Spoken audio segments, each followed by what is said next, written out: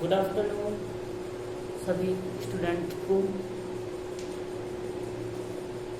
आप लोगों को मालूम होगा कि भारत में एक महामारी चल रही है और आप लोग घर पे रहिए, सुरक्षित रहिए।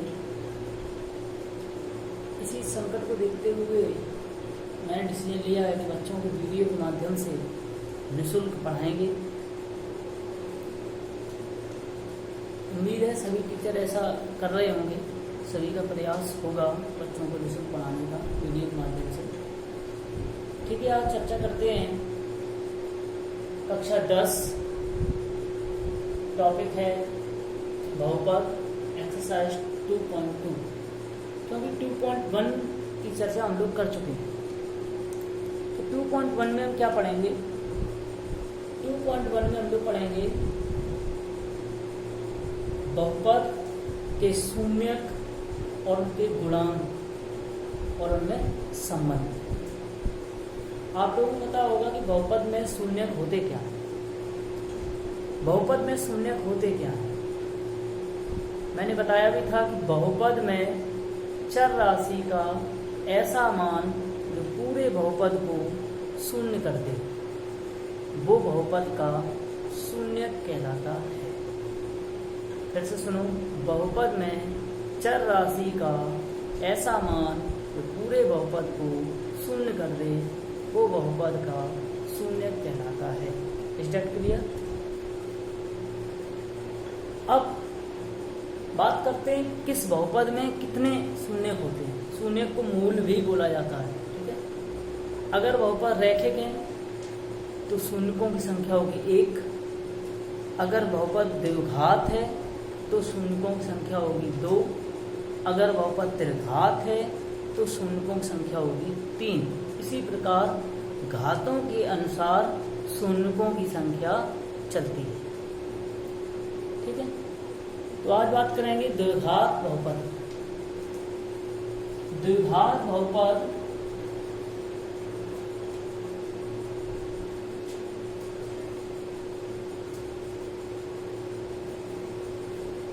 का जो व्यापक रूप होता है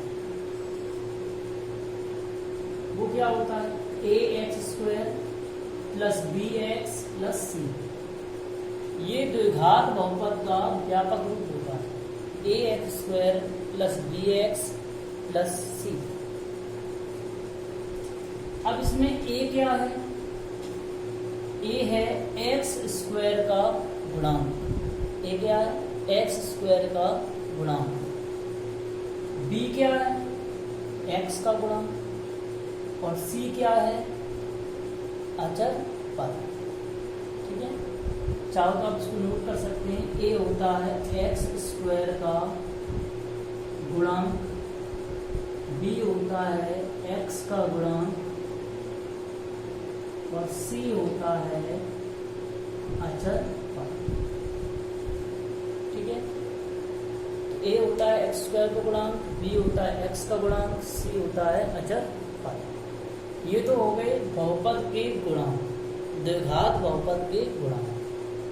ठीक है, अब मैंने आपसे कहा था कि द्विघात बहुपद में शून्य कितने होते हैं?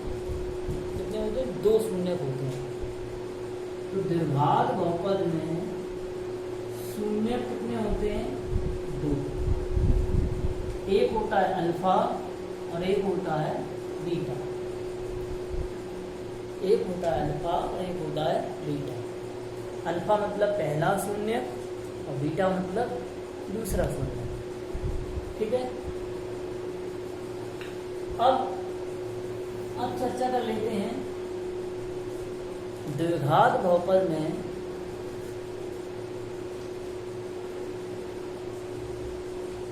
शून्यकों तथा गुणांकों में संबंध। शून्यकों और गुणांकों में संबंध किसमें? द्विघात बहुपद में।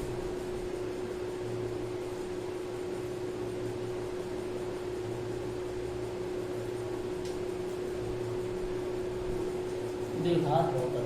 ठीक है, कौन कौन संबंध होते हैं? देखो एक बात बता दूं आप लोगों को कि बहुपद में जितनी घातें होंगी उतने ही संबंध होते हैं शून्यकों और उनके गुणांकों में। तो द्विघात बहुपद में अधिकतम घातें दो होती हैं, तो दो ही संबंध होंगे। एक होता है अल्फा प्लस बीटा बराबर माइनस बी बटे ए। इसको हिंदी में कहते हैं शून्यकों का योग, इसे x का गुणांक, इसे x स्क्वायर का गुणांक। दूसरा होता है अल्फा इंटू बीटा बराबर सी अपॉन ए, इसे हिंदी में कहते हैं शून्यकों का गुणनफल, इसे अचर पर इसे x स्क्वायर का गुणांक। दो संबंध होते हैं। ठीक है, अब इन्हीं संबंधों से आज 2.2 की चर्चा करेंगे।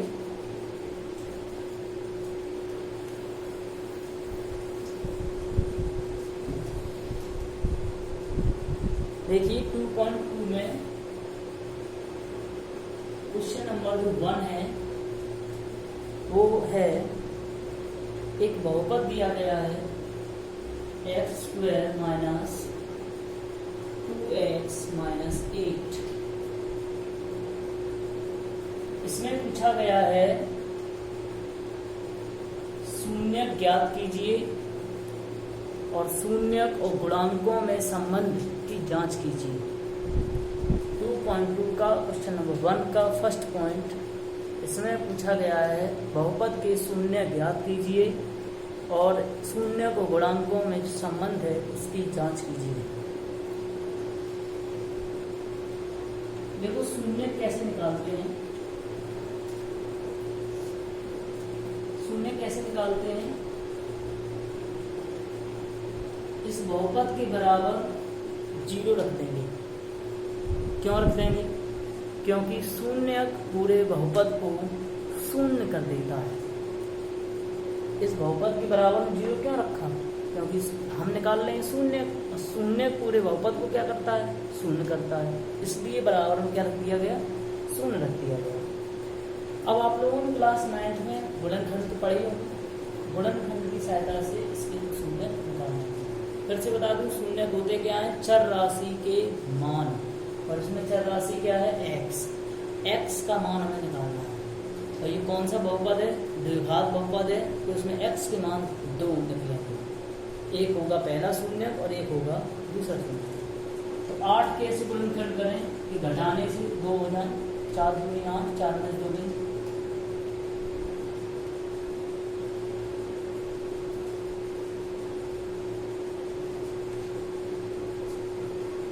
तो 13 बना देंगे। इसमें से कॉमन आ गया x, x माइनस 4 बचा, इसमें से 2 x माइनस 4 बचा। आप लोगों ने गुणनखंड तो पढ़े ही होंगे। पहले इससे मान निकालेंगे, x minus 4 equal 0, x equal 4। फिर इससे निकालेंगे x plus 2 equal 0, x equal minus 2। ये निकला है हमारे शून्य, ये हमारे निकला है शून्य। ठीक है, ये हो गया अल्फा और ये हो गया बीटा, यानी पहला शून्य और दूसरा शून्य। ये तो शून्य निकला है। कैसे निकालते हैं? पूरे बहुपद पर हम 0 रखेंगे क्योंकि शून्य पूरे बहुपद को शून्य करता है। उसके बाद गुणनखंड करके इसके निकाल देंगे शून्य। Is that clear? अब इसमें एक और चीज पूछी गई थी, इसके शून्य निकले थे 4 और माइनस 2। अब इसमें एक और चीज पूछी गई थी, शून्यकों और उनके गुणांकों में संबंध। बहुपद कौन सा है? द्विघात। कितने संबंध बताए थे? 2। एक संबंध बताया था अल्फा प्लस बीटा बराबर माइनस बी अपॉन ए। एक संबंध बताया था अल्फा इंटू बीटा बराबर सी अपॉन ए। इन दोनों संबंध की जांच करनी है। कैसे करेंगे? अल्फा कितना है? 4, बीटा कितना है? माइनस 2, बी क्या बताया था मैंने? x का गुणांक, x का गुणांक कितना है? माइनस 2। एक माइनस यहाँ लगाई है, माइनस माइनस प्लस 2। एक क्या बताया था? x स्क्वायर का गुणांक, x स्क्वायर का गुणांक कितना है? 1। तो बटे में लिखते हुए तो दोनों साइडें कैसी हैं, बराबर। ये होगी संबंध की जांच, पहले संबंध की। दूसरे संबंध में अल्फा कितना है 4, बीटा कितना है -2, सी कितना है -8 बटे में लिखते रहिए। दोनों साइडें कैसी आ गई, बराबर। दोनों साइडें कैसी आ गई, बराबर। उम्मीद है आप सबको ये समझ में आया होगा। शून्य निकालेंगे गुणनखंड की सहायता से। शून्य देखो, शून्य गुणनखंड की सहायता से भी निकाल सकते हैं, श्री धराचार सूत्र से भी निकाल सकते हैं। श्री धराचार सूत्र विभाग से मिलकर जब आप अगला चैप्टर पढ़ेंगे तो उसमें आपको मिलेगा। तो गुणनखंड की सहायता से जो x के जो मान निकलेंगे, जो चर राशि के मान निकलेंगे, वही होंगे हमारे शून्य। एक होगा अल्फा और एक होगा बीटा, द्विघात बहुपद। और मैंने कहा था कि द्विघात बहुपद में दो संबंध होते हैं, एक अल्फा प्लस बीटा बराबर -b अपॉन a, एक होता है अल्फा इंटू बीटा बराबर c अपॉन a। इनकी जांच करनी है तो कैसे करेंगे, अल्फा इंटू बीटा का मान रखेंगे, b और a के मान हमने आपको बताए थे। a होता है x² का गुणांक, फिर से देख लो, a होता है x² का गुणांक, b होता है x का गुणांक, c होता है अचर का। अगर ये वीडियो आपको पसंद आई हो तो इसको लाइक कीजिए, शेयर कीजिए। गुड बाय दोस्तों, फिर मिलेंगे अगले वीडियो में। अपना ख्याल रखिए।